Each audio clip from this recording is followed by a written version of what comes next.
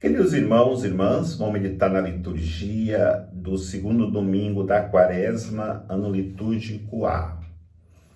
Sempre o segundo domingo da Quaresma nos apresenta como evangelho para reflexão, o evangelho da transfiguração, onde Jesus sobe ao monte com seus discípulos e ali se transfigura. Mas a liturgia da palavra nos leva a uma caminhada para podermos buscar nessa quaresma a verdadeira conversão do nosso coração. Por isso, unidos como igreja, em toda parte do mundo, nós iremos meditar como igreja a liturgia da palavra que nos é apresentada nesse segundo domingo da Quaresma. E a primeira leitura nos apresenta como ponto de unidade a figura de Abraão, o nosso pai na fé. A primeira experiência que passamos ao refletirmos sobre a liturgia de hoje é que não existe idade para que Deus nos chame à conversão, para que o Senhor nos chame à vida de santidade. Quando Deus chama Abraão, ele está com 75 anos. E a iniciativa de chamá-lo é de Deus. Deus chama Abraão dizendo: deixa a tua terra e vá para onde eu te enviar. Era necessário que Abraão aceitasse o projeto de Deus para a sua vida, para que ele pudesse viver a experiência que até então ele não tinha encontrado em nenhum outro Deus que ele havia procurado, mesmo porque todos os outros deuses que passaram na vida de Abraão eram falsos deuses.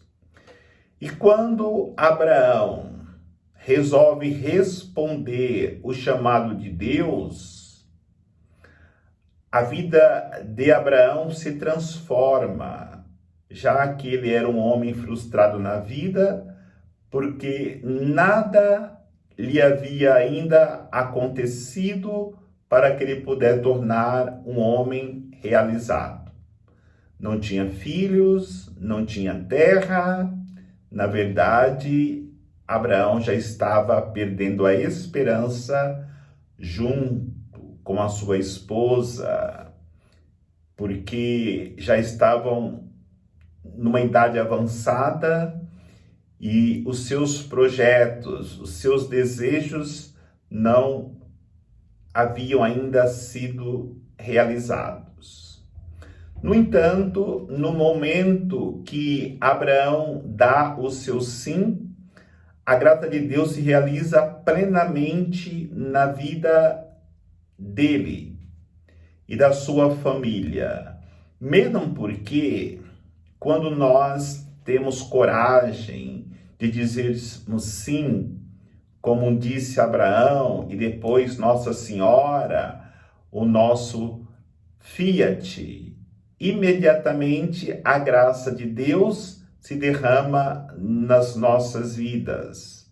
E Jesus se apresenta com seu sacrifício para confirmar o nosso sim e nos conduzir a uma experiência de vida nova. E vem o Espírito Santo santificar as nossas almas para nos conduzir de fato à plenitude da realização do nosso sim, que está ligado ao projeto de Deus. Porque Abraão poderia arrumar uma desculpa, dizendo: estou muito velho para sair aí em busca de uma aventura. Não, ele simplesmente abraçou o projeto de Deus para a sua vida, e esse projeto foi se realizando plenamente até que Abraão conseguiu tudo aquilo que era sonho na sua vida, se tornando realidade as suas principais necessidades. Para se tornar um homem realizado, de fato, Abraão tornou um homem realizado. No Evangelho também encontramos a iniciativa de Deus.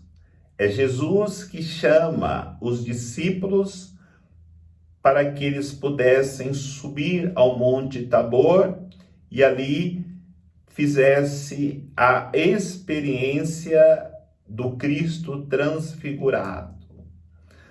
A primeira realidade que nós encontramos nessa subida para o Monte Tabor, e quando Jesus ele se torna transfigurado, podemos enxergar ali a realidade do homem antes do pecado.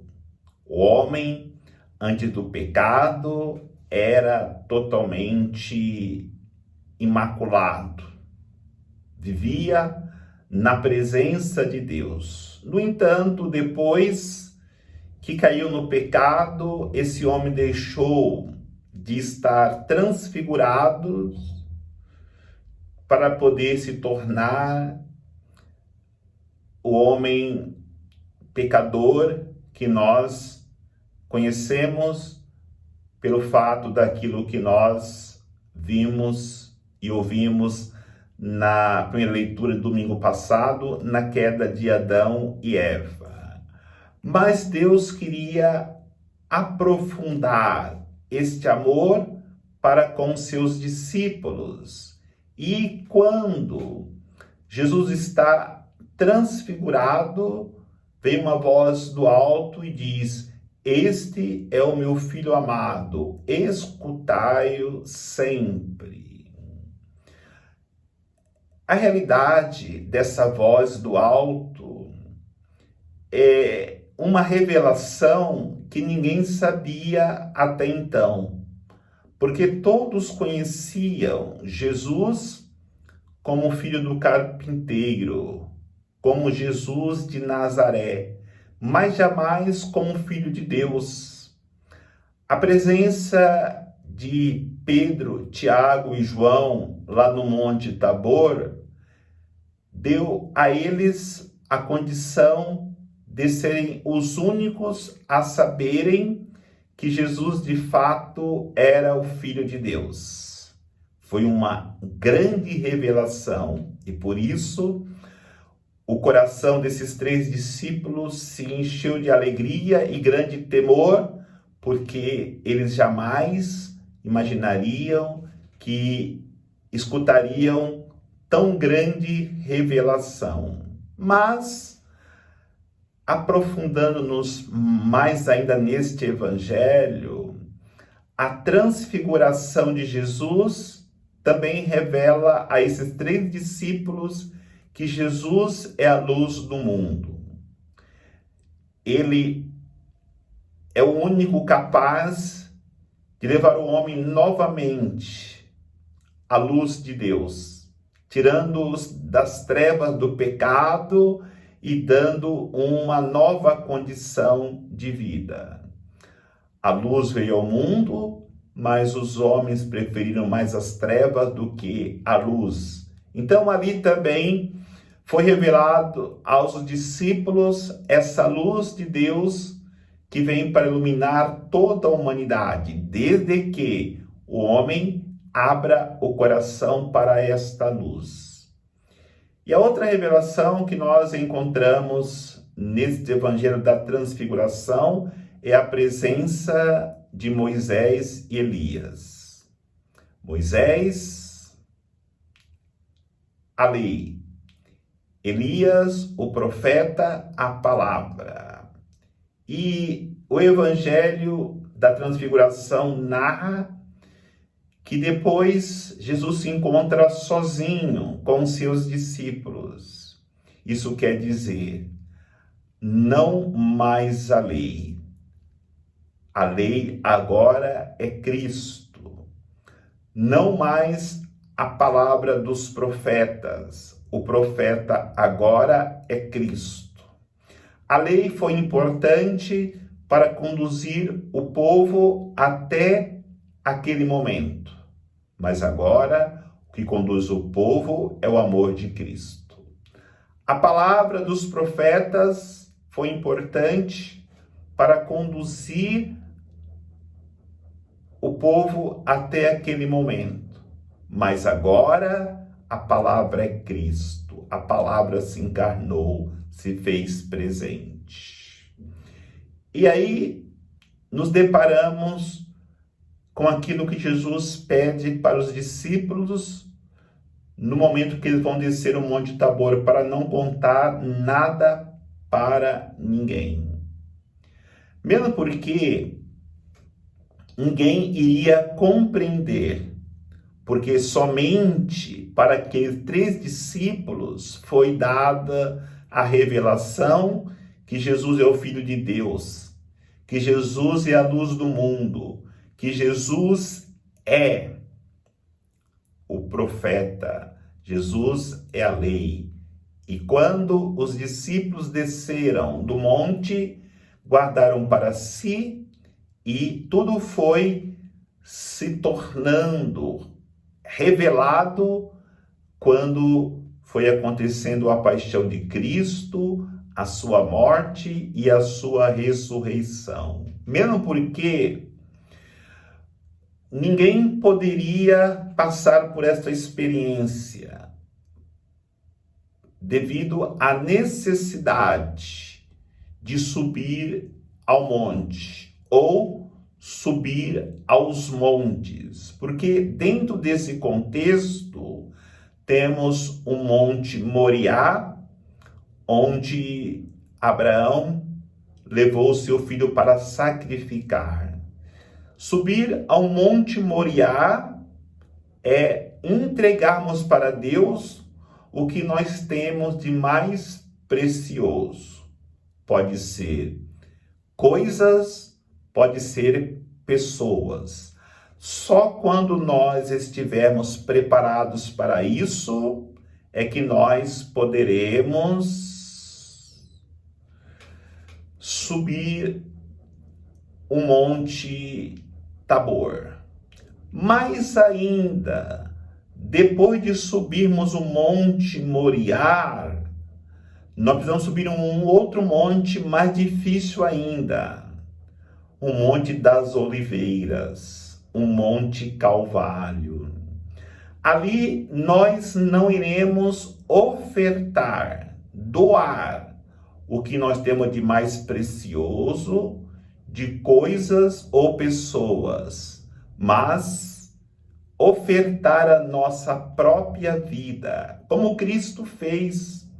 No momento que estamos prontos para ofertar a nossa própria vida, também nós estaremos plenamente prontos para subir o Monte Tabor. Aí podemos nos questionar. Pedro, Tiago e João já tinham subido o Monte Moriá e o Monte das Oliveiras, o Monte Calvário?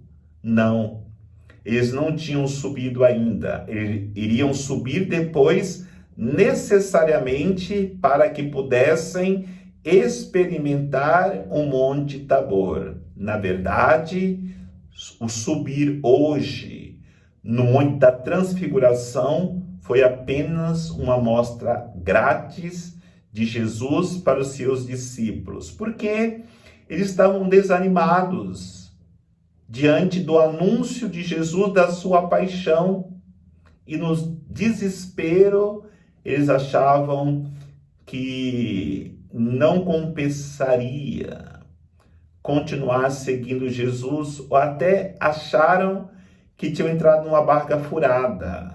No entanto, quando eles experimentaram a transfiguração de Jesus, perceberam, depois do Monte Moriá, depois do Monte Calvário, do Monte das Oliveiras, o que nos espera é o Monte Tabor. E se o Monte Tabor é isso, qualquer sacrifício, qualquer monte, qualquer renúncia que temos que fazer, mesmo que seja da nossa própria vida, valerá a pena. Exatamente foi isso que esses 3 discípulos anunciaram.